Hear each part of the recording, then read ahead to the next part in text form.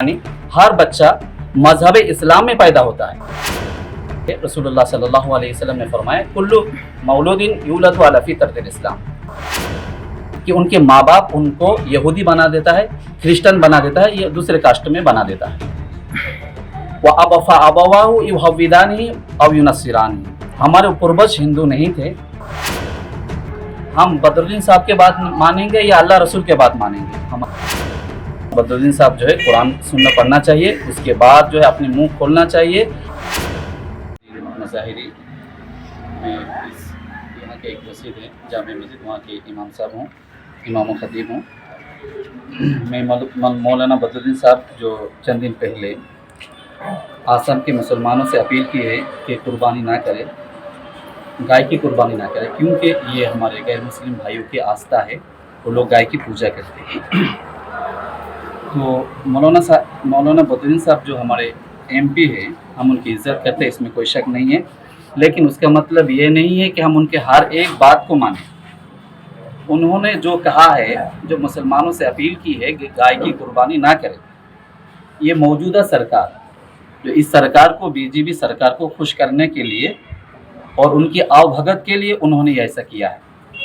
मौलाना की इस तरह की गैर जिम्मेदाराना बयानबाजी से, जो इस तरह वो बयानबाजी करते हैं, ये एंटी इस्लामिक मुस्लिम विरोधी जो जितने तंजीम हैं, जितने संगठन हैं, उनके जुल्म ज़्यादती मुसलमानों के ख़िलाफ़ और ज़्यादा होते हैं। इस तरह की गैर जिम्मेदारी बेकार किस्म के बयान से जो है मुसलमानों के अंदर जो है नफ़रत, मौलाना साहब जो इसके वसीला बनते हैं। और एक बात है, मौलाना जो कहा है कि गाय एक विशेष समुदाय, एक धर्म जो है उनकी आस्था है, गाय की पूजा करते हैं, तो मौलाना साहब को ये अच्छी तरह मालूम होना चाहिए कि ये हिंदुस्तान है, ये आस्था से नहीं चलते हैं। यहाँ के डॉक्टर भीमराव अम्बेडकर ने हमको एक संविधान दिया है, उसके तहत में ये देश, ये मुल्क चलेगा। इसमें किसी का आस्था नहीं देखा जाएगा, रूल को देखा जाएगा, कानून को देखा जाएगा। वही कानून ने हमको इजाज़त दी है कि इस डेमोक्रेटिक कंट्री में हम जो है हम अपनी इबादत कर सकते हैं, हम अपनी कुर्बानी कर सकते हैं। उन्होंने इस तरह के बयानबाजी से आसाम के हज़ारों लाखों करोड़ों मुसलमानों की दिल शिकनी की है, दिल में तकलीफ़ पहुंचा है। और ये सिर्फ मुसलमानों में नहीं है, सिर्फ गैर मुस्लिम भी इससे नाराज़ है, क्योंकि हमारे हिंदू भाई जो है गाय पालते हैं। किस लिए पालते हैं कि वो साल में एक दफ़ा उसको बाज़ार में लाएंगे और उसको सेल करेंगे और अपने बीवी बच्चों पर खर्चा करेंगे, अपने बच्चों के तालीम एडुकेशन में खर्चा करेंगे। तो उनको भी ये जो है नाराज़ किए हैं। तो मौलाना साहब तो इस तरह नहीं करना चाहिए, और ये अपने काम करना चाहिए जो उनको करने का काम है।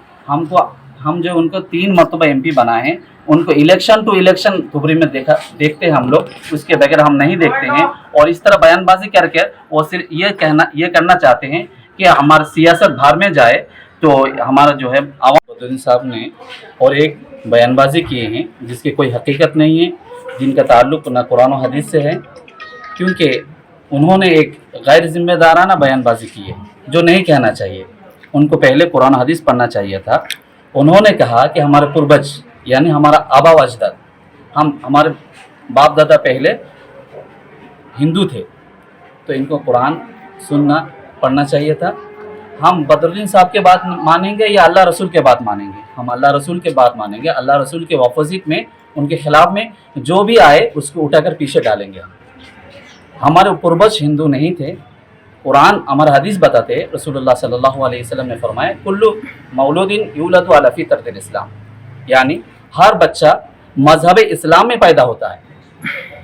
व अबफा अबवाहु युहव्विदानी अव युनस्सिरानी, कि उनके माँ बाप उनको यहूदी बना देता है, क्रिश्चियन बना देता है, या दूसरे कास्ट में बना देता है। तो मौलाना बदरुद्दीन साहब जो है कुरान सुनना पढ़ना चाहिए, उसके बाद जो है अपने मुंह खोलना चाहिए। हमारे आबा तो जो लोग इस्लाम कबूल करते हैं उनका घर वापसी होता है, क्योंकि ये बात तय है और हमारा आस्था है, हमारा अकीदा है, हमारा बिलीफ है कि दुनिया में जो पहला शख्स आया है वो हज़रत आदम अलैहिस्सलातु वस्सलाम। तो पूरे जितने कायनात के अंदर जितने भी इंसान है, जितना मानव जाति है, वो पूरे के पूरे उन्हीं से आए हैं, तो उन्हीं के औलाद में से। तो अगर कोई अलग से इस्लाम में आता है तो उनका घर वापसी होता है। उसको हम ये नहीं कहेंगे कि हमारा पूर्वज जो है हिंदू थे। बदरुद्दीन साहब के रहेंगे ऐसा, तो इस तरह की बयानबाजी वो नहीं करना चाहिए। एक आलिम होने की हैसियत से वो अपनी कुरान को पढ़ना चाहिए और सुन्ना रसूलुल्लाह के हदीस को पढ़ना चाहिए, उसके बाद मुंह खोलना चाहिए। अगर मालूम नहीं है तो उलामा किराम के साथ बैठना चाहिए, उसके बाद ही वो इस तरह की टिप्पणी करना चाहिए। নিজামিয়া জামে মছজিদের সেক্রেটারি সম্পাদক। মানে মই বদৰুদ্দিন আজমল সাহেবক দুইটা কথাৰ বিষয়ে আলোচনা কৰিম। মানে সেইদিনাখন যিটো বিষয়ে কথা কৈছিল এইটো মানে একচুৱেলি আমিতো বদৰুদ্দিন আজমল সাহেবক আমি হুজুৰ বুলি মাতোঁ আৰু তাক শ্ৰদ্ধা কৰোঁ, সন্মান কৰোঁ MP হিচাপে, আৰু তাক আমি ভোট দিছোঁ। কিন্তু তেওঁলোকে আমাৰ এই শ্ৰদ্ধাৰ ওপৰত নিৰ্ভৰ কৰি তেওঁলোকে যিটো নাটক কৰি আছে সেইটো একচুৱেলি আমাৰ লগত নাটক কৰি আছে, ৰাজনীতিৰ নাটক। কিন্তু চাওক আজি যি ঠাইত বিজেপিৰ MLA আছে, MP আছে, তাত গৰুৰ হাট হৈ আছে, কিন্তু আমাৰ ইয়াত ধুবুৰীত MP বদৰুদ্দিন আজমল সাহেব কিন্তু ইয়াৰ গৰুৰ হাট নাই। আৰু গৰুৰ হাট নাই প্লাছ যিবিলাক আগত গৰুৰ বাইকেৰ আছিল বিক্ৰী কৰিছিল এওঁলোকে আজি জেলত ভৰাব লগা হৈছে। তো চাওক এইটো আপোনাৰ কেনেকুৱা ৰাজনীতি কৰিছে, কেনেকুৱা কৰি আছে। কিন্তু এইটো এওঁতো কোনো আল্লাহ ৰচুল নহয় যে আমি তাৰ কথা আমি মানি চলিম। হাদিছত যিটো আছে, কোৰাণত যিটো আছে এইটোতো আমি মানি চলিমেই। কিন্তু এওঁ আমাৰ এই শ্ৰদ্ধাৰ ওপৰত যি নাটক কৰি আছে এই নাটকৰ ফলটো পাব এওঁ সন্মুখত 2024 ইলেকশ্যনত ধুবুৰী ৰাইজে যি মূৰ্খ নে শিক্ষিত এইটো এওঁ পৰিচয় কৰি দেখাই দিব।